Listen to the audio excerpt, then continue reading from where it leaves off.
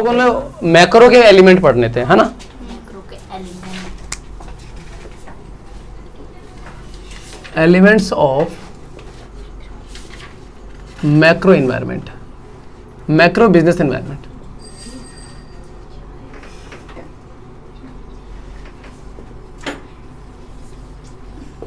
ठीक है जी, देखिए पहला क्या है पॉइंट, इकोनॉमिक एनवायरनमेंट। पहला है इकोनॉमिक, हमें ये पढ़ना है कि इसके अंदर कौन कौन से मुद्दे आते हैं, किस किस टाइप की चीज़ें आती हैं इकोनॉमिक एनवायरनमेंट के अंदर में, ठीक है ना, और वो किस तरीके से इफेक्ट डालती हैं, ठीक है। तो आपका economic environment consist of economic system, economic policies and economic condition. आपके यहाँ पे इकोनॉमिक कौन सी कंडीशन है, ठीक है, आपकी इकोनॉमी किस तरीके की है, मिक्स्ड है, कैपिटलिस्टिक है या सोशलिस्टिक है, ये भी आपके ऊपर डिपेंड कर अफेक्ट करेगा ये चीज़ भी, ठीक है। दूसरी इकोनॉमिक सिस्टम क्या है ये तो बता दिया आपको। इकोनॉमिक पॉलिसीज़ कैसी रहती हैं, ठीक है, गवर्नमेंट आपकी इकोनॉमिक पॉलिसी किस तरीके की तय करती है, जैसे कि टैक्स रेट क्या रहेगा, ठीक है ना, या फिर जो लाइसेंसिंग पॉलिसी है वो कैसी रहेगी, ठीक है, पोल्यूशन को लेकर के किस तरीके के एक्शन होंगे, वो सारी चीज़ें जो है इकोनॉमिक पॉलिसीज़ के अंदर आते हैं कि किस तरीके, अगर ट्रेड करना है तो कॉन्ट्रैक्ट एग्रीमेंट करने हैं तो किस तरीके से होंगे, ठीक है। दे मे क्रिएट थ्रेट और offer opportunity to the business, hence the business must timely scan the economic environment. ये कभी भी खतरा या कोई भी अपॉर्चुनिटी पैदा कर सकते हैं, ठीक है, तो इसलिए हमें इसके लिए तैयार रहना चाहिए, स्कैन करते रहना चाहिए हमें पूरे इन्वायरमेंट को, इकोनॉमिक इन्वायरमेंट को, ठीक है। कौन कौन सी चीज़ें इसके अंदर आते हैं, जैसे आपका इकोनॉमी जो है सोशलिस्टिक इकोनॉमी है या मिक्स्ड इकोनॉमी है, इकोनॉमिक एनवायरनमेंट, ठीक है जी। किन के क्यों कौन से टॉपिक आ सकते हैं, वही टाइप्स ऑफ इकोनॉमी किस तरीके की हो सकती है, एक्सपोर्ट इंपोर्ट के लिए प्रोसीड्यूर क्या है, टैक्सेशन पॉलिसी क्या है, इंडस्ट्रियल पॉलिसी क्या है, इस तरीके का। नेशनल इनकम कैसा है आपके देश का, अगर हाई नेशनल इनकम है, लो नेशनल इनकम है, ठीक है ना। उसके बाद जनरल प्राइस लेवल क्या है, ये हम लोग आगे चल के पढ़ेंगे, general price level, aggregate demand, aggregate supply, इन सब चीज़ों में, ठीक है। उसके बाद रेट ऑफ इंटरेस्ट क्या है, बैंक का लोन पे या फिर सेविंग है उसके ऊपर, ठीक है। और भी बहुत सारे पॉइंट होते हैं जैसे कि रेपो रेट क्या है, रिवर्स रेपो रेट क्या है, बैंक रेट क्या है, SLR, CRR, ये सब चीज़ें जो है हम लोग नेक्स्ट चैप्टर में पढ़ेंगे आगे चल के उस मैक्रो में, ठीक है ना। तो किस तरीके से decrease in the bank rate the significantly increase the demand of the goods and services vice versa. क्या होगा कि ये किस तरीके से इम्पैक्ट डालते हैं, अगर आपका बैंक रेट अगर घट जाए आपकी इकोनॉमी के अंदर तो क्या होगा, लोन सस्ते हो जाएंगे। बैंक रेट अगर घट जाए तो लोन सस्ते हो जाएंगे। बैंक ने अगर लोन पे अगर रेट ऑफ इंटरेस्ट कम कर दिया तो लोग लोन ज़्यादा लेंगे, जब लोन ज़्यादा लेंगे तो लोगों के पास पैसा आएगा, और पैसा आएगा तो कहीं ना कहीं तो खर्च करेंगे, चाहे वो घर खरीदने में करें, मशीन खरीदने में करें, बिजनेस खरीदने में, किसी भी पर्पज से खर्च करें, पैसा खर्च करेंगे, डिमांड बढ़ जाएगी, तो गुड्स एंड सर्विसेज की डिमांड बढ़ जाएगी। समझ में आई बात, ठीक है। मतलब कहने का किसी न किसी तरीके से आपके बिजनेस को तो इम्पैक्ट कर ही रहे हैं ये, है ना। दूसरा, rise in the income of the people leads to the demand of the goods and services. भाई अगर किसी की इनकम आपके देश का नेशनल इनकम बढ़ जाए, तो अगर आपकी इनकम बढ़ती है तो क्या करोगे आप, खर्चा ज़्यादा करोगे ना। समझ में आई बात। भाई जहाँ आप पहले 10 रुपये की चीज़ खरीदते थे और वो वही 20 रुपये की खरीदने लग जाओगे, क्योंकि आपकी इनकम बढ़ गई है, तो demand of goods and service बढ़ा दी ना आपने, तो नेशनल इनकम का बढ़ना भी आपको इम्पैक्ट डाल रहा है। और क्या हो सकता है, high inflation rate increase the cost of business. अगर इन्फ्लेशन रेट अगर बढ़ जाए, हाई महंगाई बढ़ जाए, तो आपके जो प्रोडक्ट वो महंगे होने लग जाएंगे, महंगे हो जाए तो सेल गिरने लग जाएगी, आपकी डिमांड कम हो जाएगी। आई बस समझ, ठीक है। इस तरीके से जो है इकोनॉमिक एनवायरनमेंट जो है हमारे बिजनेस को इम्पैक्ट करता है, और कभी भी याद रखना इसके ऊपर हम बिल्कुल भी कोई कंट्रोल नहीं कर सकते। वैसे भी मैक्रो का एलिमेंट है, तो हमने क्या कहा था कि मैक्रो के एलिमेंट मतलब बिजनेस एनवायरनमेंट के एलिमेंट को हम कंट्रोल नहीं कर सकते। तो पहला पॉइंट हमारा इकोनॉमिक एनवायरनमेंट हो गया, इसके अंदर कौन कौन से मुद्दे आते हैं ये याद रखोगे, और वो किस तरीके से इम्पैक्ट डालते हैं आपके बिजनेस के ऊपर, ये याद रखोगे, ठीक है। अगला है आपका सोशल एनवायरनमेंट।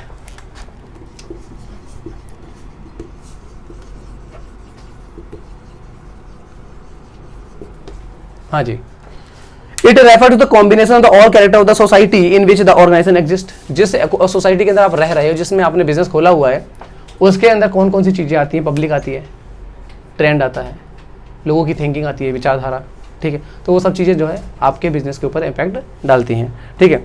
जैसे कि सोशल वैल्यू, ट्रेडिशन है, फैशन हो गया, ठीक है, वे लोग क्या चाहते हैं, आपसे क्या आशा रखते हैं, होप, ठीक है, लेवल ऑफ एजुकेशन, कितने पढ़े लिखे लोग हैं, आई बस में, स्टैंडर्ड ऑफ लिविंग, और उनके लिविंग का स्टैंडर्ड क्या है, ये सारी की सारी उस सोसाइटी से बिलोंग करता है। अगर वो जो है आप उसी बिजनेस में रहते, उसी सोसाइटी में रहते हो, आपने बिजनेस भी वहीं खोला हुआ है, तो ये चीज़ें आपके ऊपर इम्पैक्ट डालती हैं। कैसे डालती हैं वो पढ़ते हैं, है ना।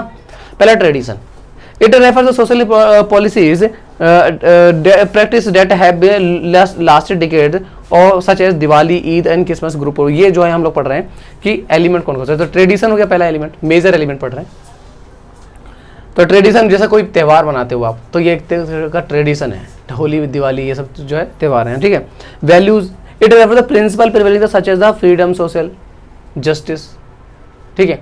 वैल्यूज, आपकी अपनी वैल्यूज क्या है, वैल्यूज मतलब कि आपका अपना मानना क्या है, कि हाँ भाई जैसे कोई कहता है कि हमें ईमानदार रहूँगा चाहे मैं कितना ही गरीब क्यों ना रहूँ, ठीक है। अपनी वैल्यूज, सोशल वैल्यूज है अपनी, ठीक है ना। थिंकिंग, एक विचारधारा कह सकते हो, ठीक है। सोशल ट्रेंड, मार्केट, सोसाइटी में ट्रेंड किस तरीके का चल रहा है। Principle general change development in the society such as the health and fitness, health and fitness का ट्रेंड, ठीक है। तुमने देखा होगा दिल्ली या शहर, किसी शहर में जिम का ट्रेंड ज़्यादा है, गांव में जिम का ट्रेंड नहीं है। हालांकि वहाँ पे भी फिट लोग पाए जाते हैं, यहाँ भी फिट लोग पाए जाते हैं, ठीक है। बट फिर भी देखो शहरों में जो है फिट लोग कम होते हैं, हेल्थ उतनी ज़्यादा फिट नहीं होती है, ठीक है, गाँव वालों के बराबर।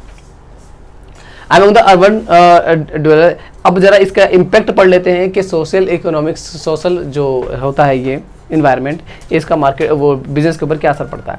A large number of festivals in India provide the opportunity of the various business. भाई जितने ज़्यादा बिजनेस वो होंगे, फेस्टिवल होंगे, उतना ही ज़्यादा अच्छा अपॉर्चुनिटी आपके पास। हर बिजनेस कहते हैं हर फेस्टिवल पे आपकी सेल बढ़ जाएगी। तुमने देखो गर्मी की छुट्टी में कोई कुछ किसी को अच्छा नहीं लगता कुछ भी, ना सेल बढ़ रही होती है, शहर खाली हो जाते हैं, सब गांव की तरफ भाग जाते हैं, है ना, और कोई त्यौहार भी नहीं होता, तो ऐसे में सेल भी डाउन हो जाती है, ठीक है ना। नॉर्मल सेल चल रही होती है, समझ में आई बात। पर अगर वही दिवाली के टाइम में देखो, हर किसी घर में फ्रिज आ रहा है, टीवी आ रहा है ना, बर्तन आ रहा है, ठीक है। और बर्तन में हर चीज़ खरीदी जाती है, उसका एक अलग लेवल होता है, पर चम्मच खरीदने का जो लेवल है ना भाई साहब, वो अलग है। कुछ खरीदो चाहे मत खरीदो, चम्मच मेरे ख्याल से तो पूरे दिवाली में किसी चीज़ की इतनी सेल है तो इतनी चम्मच की सेल हो जाती है। कुछ खरीदना नहीं खरीदना, जाकर के एक चम्मच जरूर खरीद करके ले आएंगे। दुकानदार कहता होगा कि बाकी चीजें नहीं बिकेंगी, चम्मच ही रख लो स्टॉक में ज्यादा, ठीक है। Social justice is a value which create individual freedom is a value which create the freedom to choice in the market. Individual freedom है, ठीक है, लोगों की अपनी अपनी चॉइस है, ठीक है, किस तरीके के कपड़े पहनने।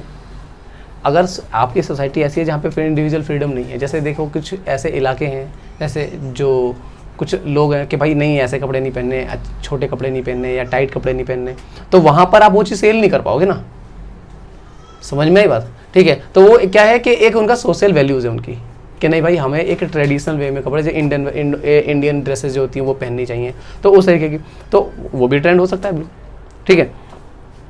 Social justice is the value which create the social responsibility of business, ठीक है। सोशल जस्टिस, पब्लिक है देख रही है कि कौन कंपनी कितना सोशल जस्टिस रखती है, समझ में बात, ठीक है। जैसे कुछ कंपनियां हैं वो सोसाइटी के लिए बहुत काम करती है। तुमने यहाँ पे नेहरू प्लेस वाला वो देखा होगा फ्लेवर, उसके नीचे जो है कहते हैं पूरा मेक इन इंडिया के वो बना दिया है, और ऐसे ऐसे कई जगह पे बना दिया है, बोर्ड लगा दिया SBI ने काम करा है। SBI अपने खर्चे पे काम करा है, इसका मतलब जिसने अपना बोर्ड लगा रखा वहाँ पे, वो उसकी डेकोरेशन का या फिर उसका मेंटेनेंस का जो खर्चा है वो उसको कंपनी पर्टिकुलर उठा रही है। हालांकि उसकी ड्यूटी नहीं है सब, बस ऐसा सोशल रिस्पॉन्सिबिलिटी अपने अपना काम कर रही है वो, ठीक है। कुछ सोशल जस्टिस इस तरीके से दिखाती है कि लड़का और लड़की में दोनों में बराबरी करा करके, जैसे सैलरी बराबरी देनी है, ठीक है, ऐसा नहीं होना चाहिए। कुछ कंपनियां ऐसी हैं बोलती हैं कि नहीं हम लड़कियों को नहीं रखते अपने यहाँ पे काम करने के लिए, ठीक है, तो ये सोशल जस्टिस थोड़ी ना है, ठीक है। तो अगर बराबर अपॉर्चुनिटी दे रहे हो आप सबको, तो ये भी एक तरीके का सोशल जस्टिस है।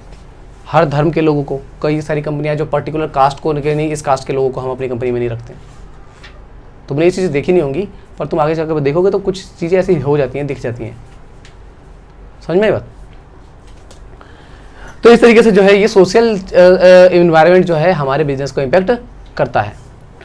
आगे है टेक्नोलॉजिकल इन्वायरमेंट, नाम से समझ में आ रहा है टेक्नोलॉजी, और इसके लिए तो अपग्रेड होना ही पड़ेगा हमेशा।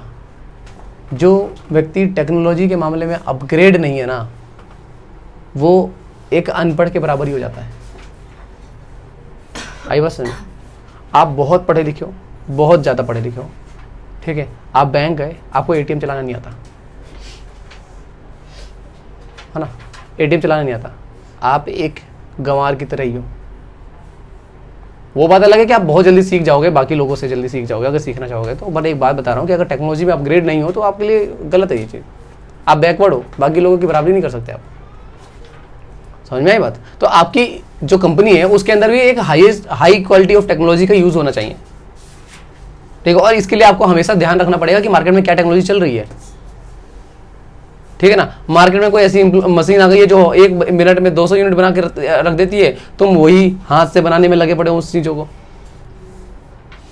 ठीक है। या फिर जो मशीन है आपके पास वो 50 यूनिट 100 यूनिट बना रही है, तो आप उनसे कॉम्पिटिशन ही नहीं कर पाओगे कभी, आप उनको टक्कर नहीं दे पाओगे ना कभी भी, ठीक है।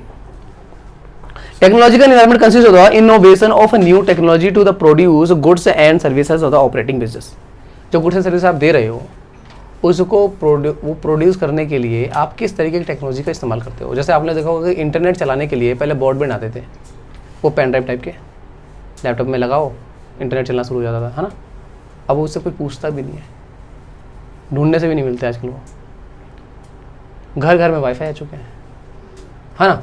उससे भी पहले अगर देखा जाए तो और भी बहुत पुरानी टेक्नोलॉजी में, तो तुम्हें एक छोटा सा एग्जाम्पल दिया है, ठीक है ना। मतलब कहने का क्या है कि आप अपने बिजनेस प्रोडक्ट के जो प्रोडक्ट या सर्विसेज जो भी आप तैयार कर रहे हो उसको तैयार करने के लिए किस टाइप की टेक्नोलॉजी का इस्तेमाल करते हो आप, ठीक है ना। जितनी ज़्यादा बेहतरीन टेक्नोलॉजी का इस्तेमाल करोगे आप उतना ही ज़्यादा सर्वोपरि रहोगे, बाकी की कंपनियों से आगे रहोगे, ठीक है ना।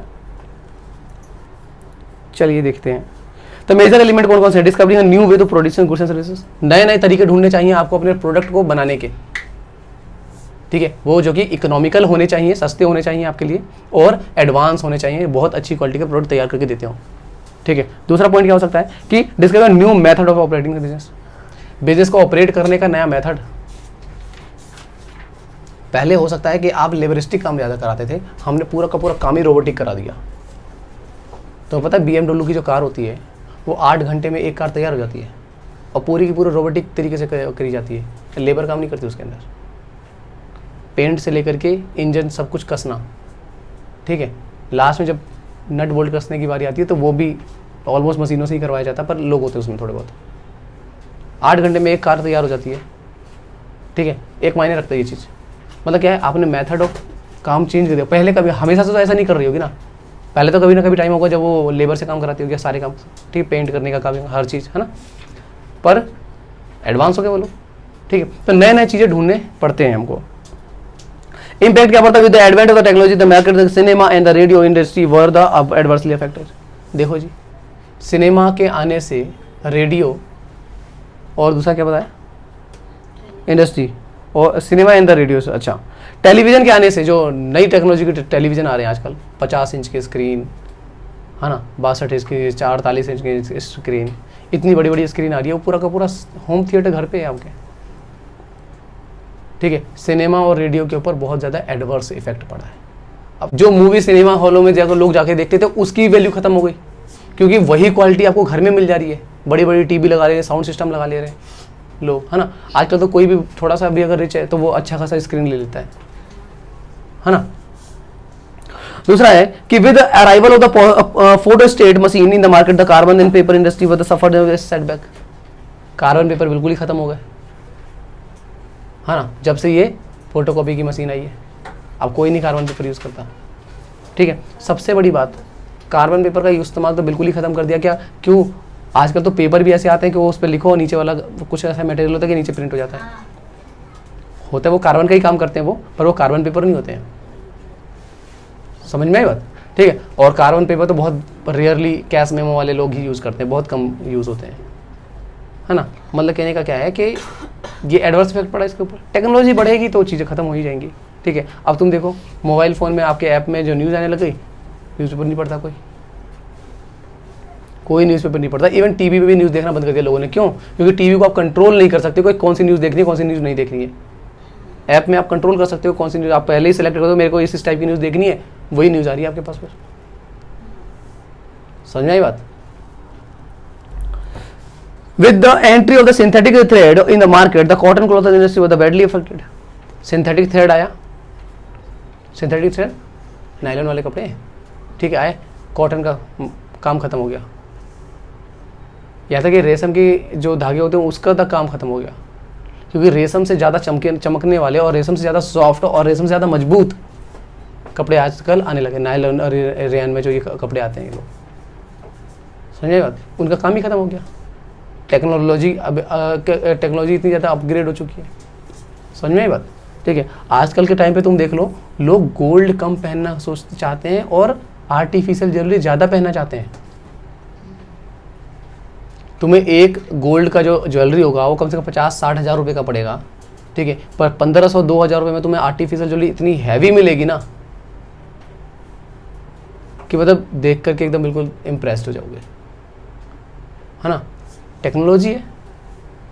नहीं तो पहले लोग गोल्ड क्यों पहनते हैं, कि ताकि लोग कहें अरे ये गोल्ड पहन रहा है। डिजाइनिंग नहीं देखता कोई, गोल्ड में ज़्यादा डिजाइनिंग नहीं आती, आर्टिफिशियल में जाकर देखो क्या डिजाइनिंग आती है ना। और ये सब चीज़ें मैं तुमको क्यों नहीं बता रहा हूँ, तुम तो इसके मालिक हो। Digital watches have almost eliminated the market in the traditional watches. जब से ये वाली वॉच आई है तब से उन वॉचेस का ट्रेंड खत्म होता जा रहा है बिल्कुल। अब भाई लोगों को यहीं मैसेज भी पढ़ना है, यहीं पे कॉल भी रिसीव करनी है, यहीं पे सब कुछ करना है, नहाना भी यहीं पे है। समझ जाएगा। स्मार्ट वॉच आ गई है भाई, तो फिर ट्रेडिशनल वॉच को कौन पूछ रहा है जिसमें वो चाबी या फिर बैटरी डलती थी। हालांकि चार्ज तो ये भी होती है ना, पर वो थोड़ा सा ओल्ड ट्रेडिशन हो जाता है, उसमें सारी फैसिलिटी नहीं मिल पाती ना, है ना। तो मतलब कहने का है कि जब टेक्नोलॉजी अपग्रेड होती है और आप उसके साथ बदल गए। कोडेक कैमरा, कोडेक जो है नाम सुना है तुमने कोडेक का? अरे कोडेक पहले वाला जो कैमरा आते थे उसके अंदर रील डलती थी, ऐसे ऐसे करके फोटो खींचते थे, बटन दबा करके एक रील खिसक जाती थी, है ना। उस कंपनी ने अपने आप को चेंज नहीं किया मार्केट के हिसाब से। कैनन ने चेंज कर लिया, कैनन के आ गया। कोडेक के अभी पता नहीं वो आते हैं DSLR आते हैं कि नहीं आते, तो वो कंपनी बिल्कुल बर्बाद होती चली गई। क्यों होती चली गई भाई? मार्केट में डिजिटल कैमरा आने लग गए, पर तुम अभी भी वो मशीन वाले कैमरे पे पड़े हुए हो। एटलस ने तो कुछ नहीं किया अभी तक। एटलस साइकिल वाली जो कंपनी थी, उसमें क्या चेंज होना चाहिए था? बैटरी लगा देते। अब तो साइकिल तो अभी वैसी आ रही है। न्यू टेक्नोलॉजी की साइकिल देखी है अभी आपने? कौन सी वाली न्यू टेक्नोलॉजी की साइकिल? उसे न्यू टेक्नोलॉजी साइकिल नहीं कहते, मोटर बाइक कहते हैं उसे। भाई साहब, साइकिल वही होती है जो पैर से चलाई जाती है। समझ नहीं। उसमें क्या टेक्नोलॉजी चेंज आएगा भाई? गियर्स लगा देंगे। ओह, गियर कोई वो थोड़ी ना होगा। अगर तुम बैटरी की बात कर रहे हो तो बैटरी लग जाएगा, तो फिर तो वो साइकिल कहाँ रही? वो साइकिल का मतलब तो ये हो जाता है ना कि भाई कोई पैर से चला रहा साइकिल, वो चल गया तो मोटर बाइक में आ जाएगी, है ना, जो ई साइकिल जिसे कहते हैं। अच्छा जी, तो ये हो गया एक एग्जांपल और तुम्हें दे रहा था, पता नहीं कौन सा, मुझे याद नहीं आ रहा, भूल गया मैं, भुला दिया इसको ध्यान। चलो आगे चलते हैं, पॉलिटिकल एनवायरनमेंट पे चलते हैं, है ना। तीसरा पॉइंट हमारा, चौथा है कहाँ गया वो?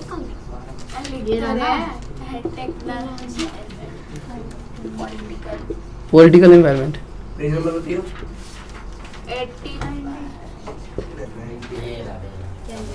हाँ, पॉलिटिकल एनवायरनमेंट देखिए, it refers to the political condition in the country and the attitude of the government toward the business. Business के प्रति क्या प्रतिक्रिया रहती है गवर्नमेंट की, ये डिपेंड करता है कि आपका बिजनेस कैसा चलेगा। अगर आपकी गवर्नमेंट ऐसी जो बिजनेस को बहुत ज़्यादा प्रमोट करती है, जैसे NSIC स्टार्ट किया है, ठीक है, DSIC ऐसे बहुत सारे डिस्ट्रिक्ट लेवल पे, नेशनल लेवल पे स्मॉल स्केल इंडस्ट्री स्टार्ट किए गए हैं कि भाई इनको सपोर्ट करने के लिए, ठीक है। एग्जिम बैंक स्टार्ट किए गए जो लोन देते हैं। इसका मतलब आपकी जो पॉलिटिकल पार्टियां जो हैं वो आपके लिए सोचती हैं, इंडस्ट्रीज़ के लिए सोचती हैं। तो जब इंडस्ट्री के लिए सोचेंगी तो वो जो है पार्टी, अब जैसे मान लो पार्टी बदल गई, अगर पार्टी बदल गई तो क्या होगा ये कि सारी की सारी पॉलिसी चली जाएंगी। 5 साल के लिए कोई पार्टी आती है, एक पॉलिसी बनाती है, नई गवर्नमेंट आती है, उसके बाद वो पॉलिसी हटा करके अपनी पॉलिसी चलाना शुरू कर देती है। तुमने लाडली का नाम सुना था? हाँ, तो लाडली योजना कांग्रेस के टाइम पे आई थी। अभी कोई पूछता भी नहीं है लाडली को। क्यों नहीं पूछता? गवर्नमेंट बदल चुकी है ना।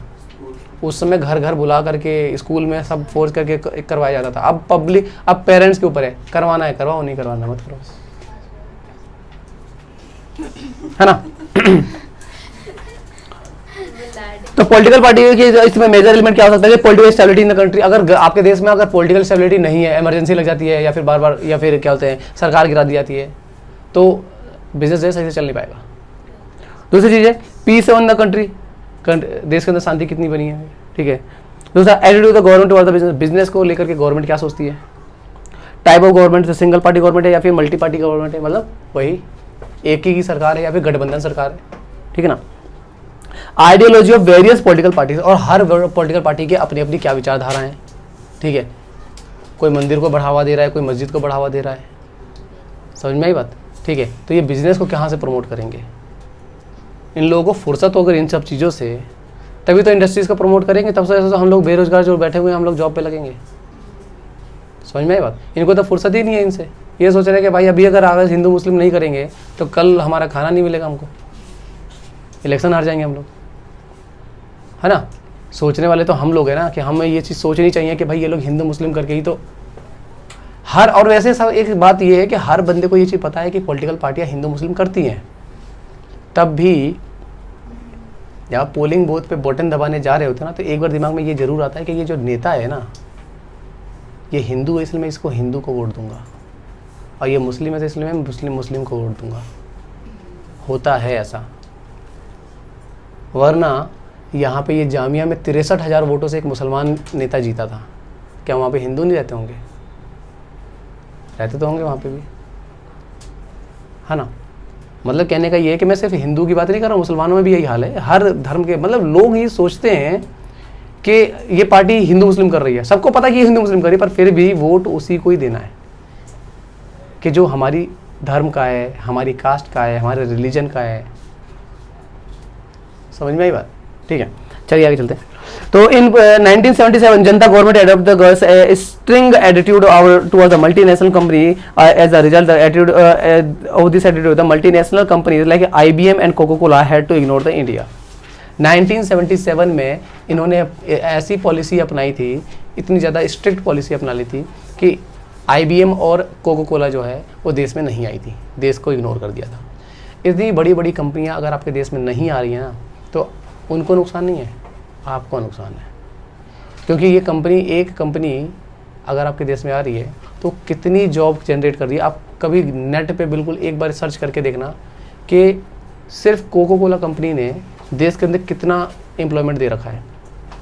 मैं बता रहा हूँ करोड़ों से भी ऊपर होगा, इतने लोग काम करते हैं। एडवर्टाइजमेंट है, डिस्ट्रीब्यूशन है, पैकेजिंग है, बहुत सारा मैन्युफैक्चरिंग है, बहुत सारा काम है, बहुत सारा काम, और हर काम में काम लोग लगे हुए हैं ना।